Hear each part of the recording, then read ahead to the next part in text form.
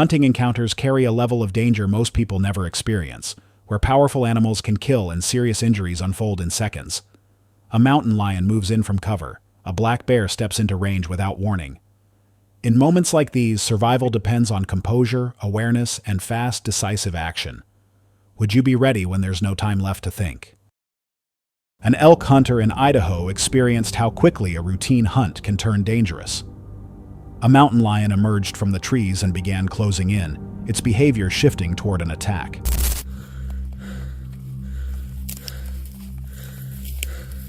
Get back.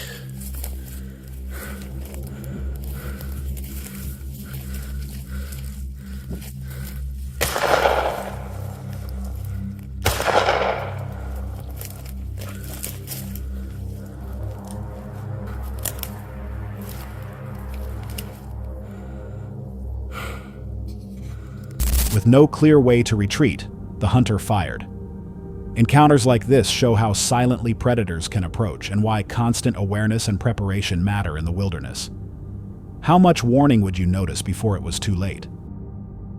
On October 21st, Eric sat in a tree stand overlooking a cornfield, attempting to film his first solo hunt as strong southern winds over 30 miles per hour shook the tree and masked all surrounding sound. Hours of exposure left him physically and mentally worn down, and the conditions made it nearly impossible to detect anything approaching. When several deer suddenly bolted across the field, the shift was immediate. Moments later, a large black bear emerged from the woods and moved along the cornfield's edge, closing to just a few yards.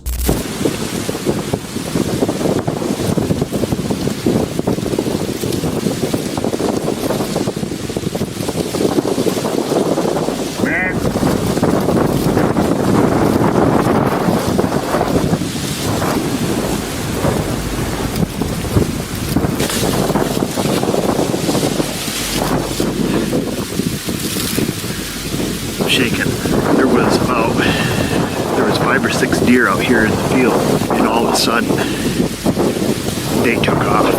I got good wind. I don't know what they saw. All of a sudden this big black bear comes out of the woods over here, comes right down the edge of this cornfield. I just shot it at like 3 yards, laying over here dead. I gotta calm down a little bit before I get down. Dude, he was about ready to come up my tree. I gotta sit down. I'd like to find my arrow. Okay, so he broke my arrow off. Okay. Holy cats. Dude, that was the most crazy thing I've ever done. Come in on you. Not that we need it. But lots of blood. Okay, just go over the fence here. Right there. What in the world are you going to do with this thing, Eric? Okay. Well, I waited a while. I know he's not faking it. Oh, there's my arrow. There's the back half of my arrow. Good. There's the back of the arrow. Oh, lost my nock.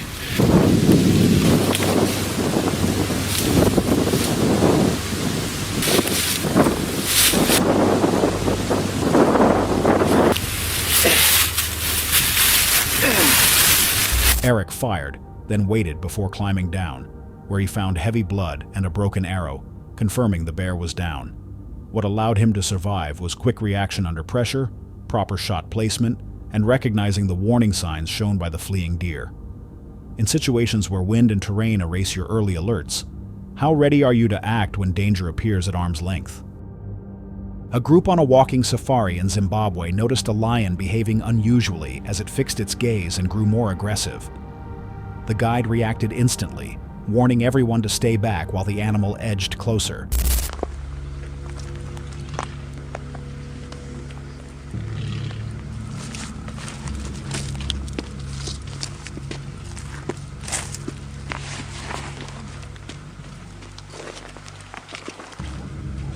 Uh-oh.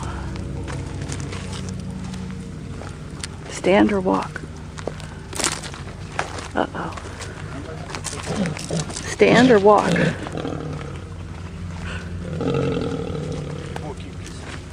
turn off the cameras now. Filming continued until the guide calmly told them to stop.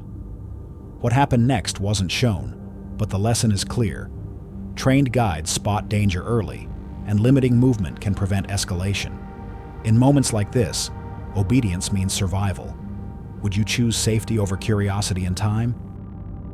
In late October, a father and son returned to a familiar public land hunting spot during deer season, confident in a setup where the terrain naturally guided deer along a hillside. The father stayed still in a cedar tree while his son filmed nearby, expecting a routine hunt. A brief appearance by a large buck hinted at success, but it wasn't the moment that defined the day. Instead, danger came from another hunter entering the area.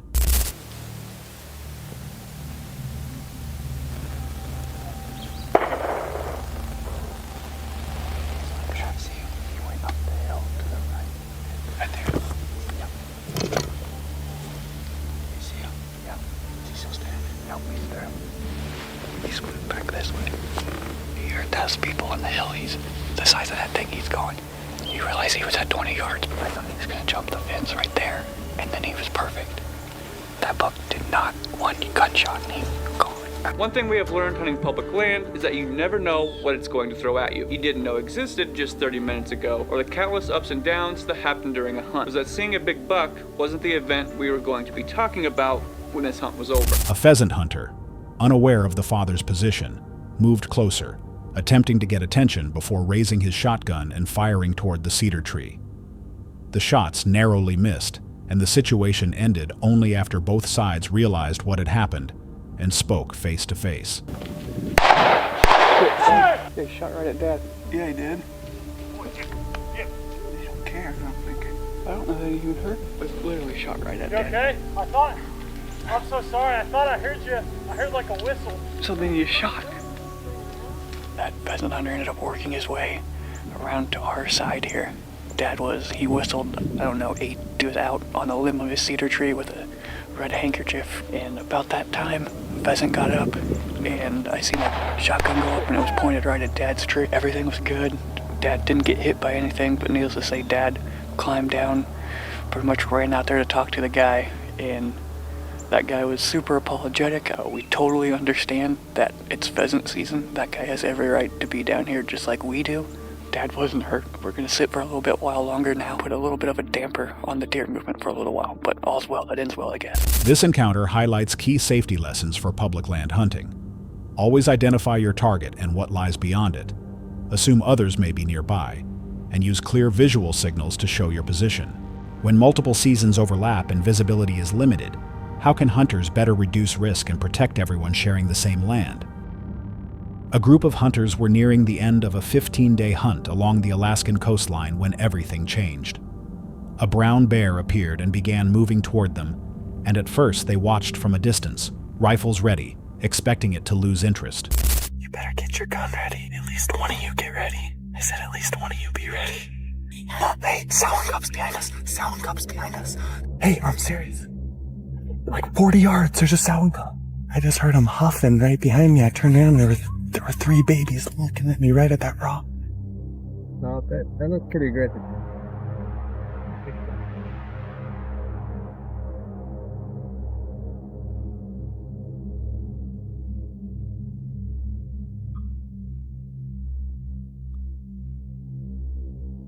Instead, the bear kept advancing, closing the gap step by step while staring directly at them. As it moved dangerously close, one hunter fired a warning shot, causing the bear to retreat uphill before stopping and watching from above, now holding the high ground. No. No, Dad.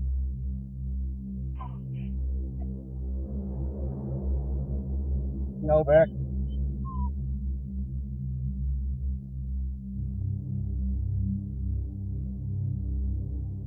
I mean, more inquisitive than overly aggressive. I swear, you know? No.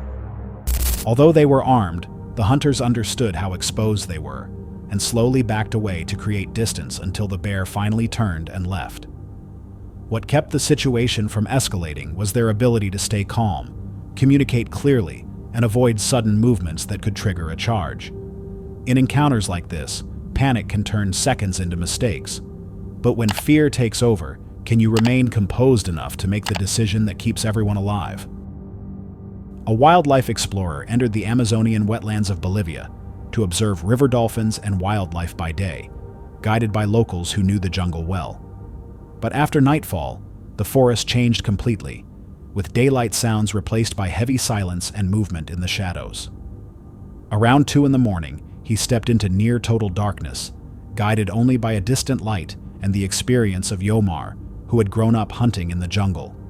Signs in the dark, reflections, tracks, and disturbances near abandoned structures and waterways pointed to jaguars and other dangerous animals moving nearby, even when they couldn't be seen.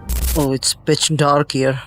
You have to be a skilled driver, and a torch is a must. Oh, what's that flash? No, is that his eyes? That one? No, this one here.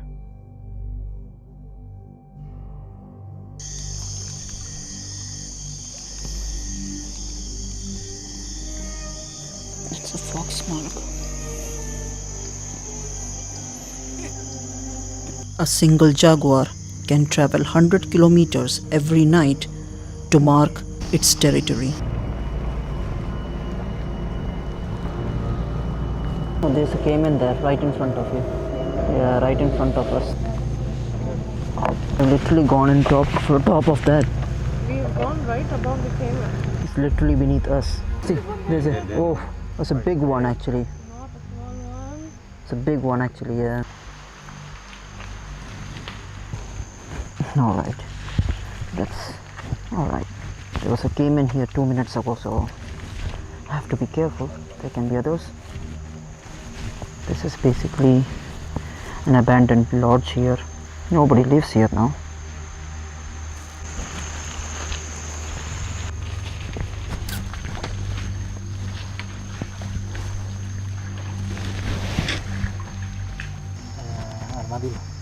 Armadillo.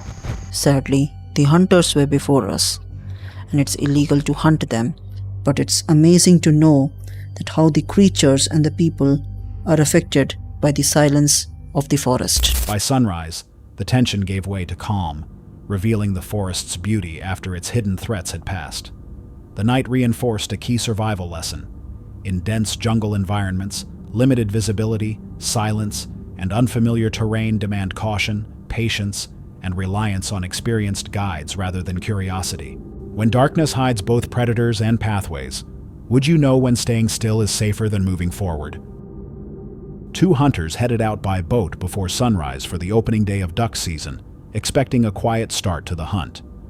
Not long after, a gray truck began circling near their vehicles, stopping, watching, and driving back and forth in a way that felt increasingly unsettling. About 20 minutes into our hunt, and Luke and I noticed this gray truck creeping on us, driving back and forth by our trucks and reversing. And this was going on for probably a good half an hour to 40 minutes. Then we saw him get out of his truck and then put a note on one of my other friend's trucks. Little update, we've been sitting here and really nothing has been happening. A couple birds flying by, we're sticking out pretty bad in the boat. But as you guys saw, there's been a gentleman just driving along slowly by all our trucks. I saw him get out and he actually put like a note or something on my other buddy's red truck. So we might go over there and say what's up, see what's going on with him, see what is bothering him, or if he has a problem. I don't really know what this guy's doing. Rather than reacting impulsively, the hunters chose to observe, document what was happening, and eventually approach the driver in a controlled, non-confrontational way. How's it going? We noticed you watching us. Well, you're crossing private property to get where you're at. We have permission from... So we're entering on a public, it's the road goes up to the ditch in a legal distance, Yeah, and then we didn't... You don't get off of the other property until you're around that point. We did. We just stayed in the boat the entire time. I know. And then... It doesn't make the sloop public. We're not touching... We didn't touch land. To settle this? I mean... Yeah, you can. That's fine. She's in the area. Yeah, you can bring them over here. I know where you're at. You're fine where you're at. Yeah. But you're crossing private property to get there. We didn't touch the land. Didn't touch the land. We went right off the road to the front of the boat and in. But that doesn't make the water public. As long as you don't touch, yeah. As long as you stay in your boat and don't get out, you can't touch the land underwater, but you can't touch the land out of the boat. Where's the other boat? I see there's two. They're doing some hunting down there. Yeah, they used their 4-wheeler and drove back there. Yeah, we didn't step foot on that land off the public road. We didn't get out of the boat till we were there. I'll call the warden and talk to her. I don't think that's true. You can bring her over. Yeah. She's in the area. When accused of crossing private property, they relied on their understanding of access laws and calmly explained how they entered from a public road without stepping onto private land. I'm waiting for a call back. I did call. Okay. If it has a sign that you can't access, then it's illegal. It will be short, probably during the day if it wasn't raining. We didn't mean to cause you no harm. There's another pallet in the water down there that had a sign on it. Yeah, if you look in the rushes there, I'm going to clean that one up so you can see it.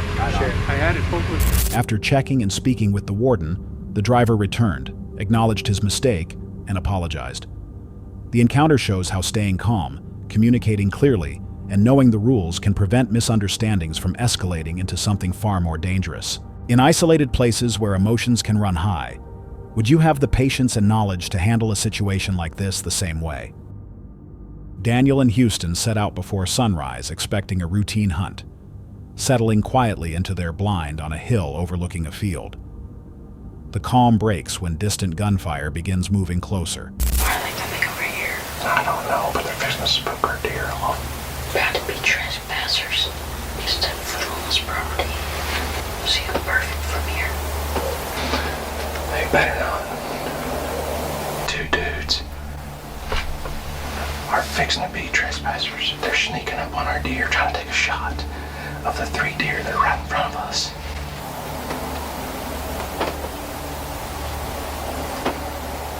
Look at these trespassers.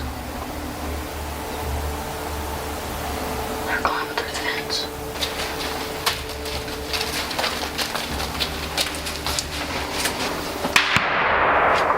Mother.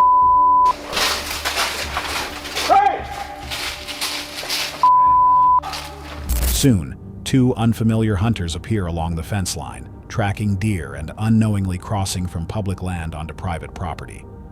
From the blind, Daniel and Houston watch as the men move closer, position themselves near a gate, and raise their rifles toward deer standing directly in front of the blind.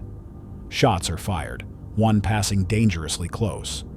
Realizing how serious the situation has become, Daniel rushes out and the intruders flee. You better run, you piece of crap! Yeah, that's what I thought! Run, you little Hey! You poking that little Get over here! Keep running!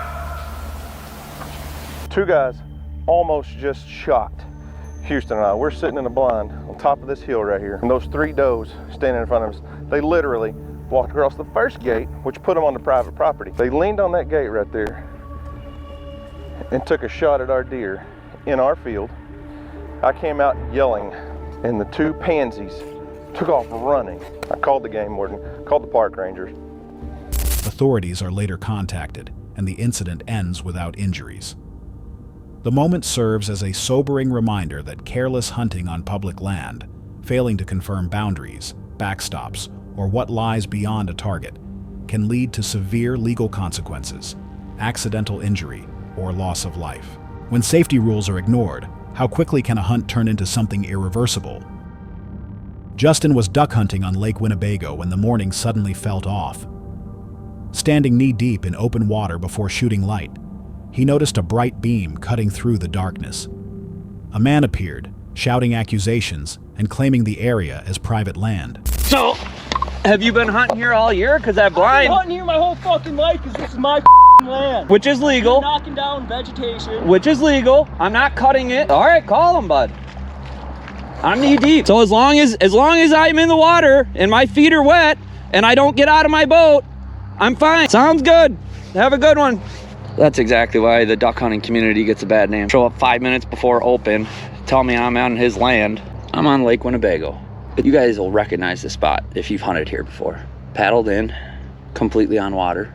Left the boat, but I was knee deep in water. He shows up like 10 minutes before shooting light, berates me, intimidates me. I'm a dumbass for setting up on the edge of the cattails, which is where everyone sets up so that you can see close to his supposed blind. First come, first serve, as far as in my opinion. Just because you have a blind here doesn't mean it's your spot. So we'll see what happens. I don't know where he went. My guess is that's not the last we've heard of him. I hope he does call the DNR, but you literally cannot make this stuff up. Justin stayed put, explaining that he had paddled in by water and remained legally set up, with his feet in the lake and no contact with private ground.